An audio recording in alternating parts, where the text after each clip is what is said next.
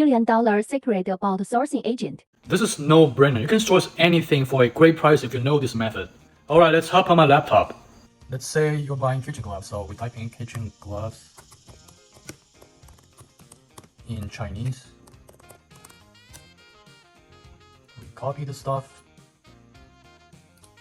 And then we search kitchen gloves on Alibaba. And then we scroll down, and let's say we want to source this type of product. See, the price is it's actually $2 each. Kind of expensive, right?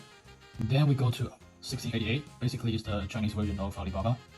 And then we paste the Chinese characters here.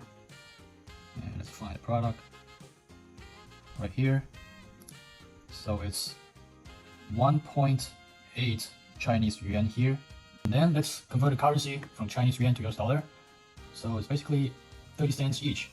And we compare $2 here, which is almost 7 times more expensive. Even on 1688, the price is slightly negotiable if you use my negotiation strategies in my other videos. By the way, most sourcing agents use this tactic on Fiverr or Upworks. Now you know the drill. Thanks for watching, and please hit the like button if you think this is helpful. I'll see you on the next one.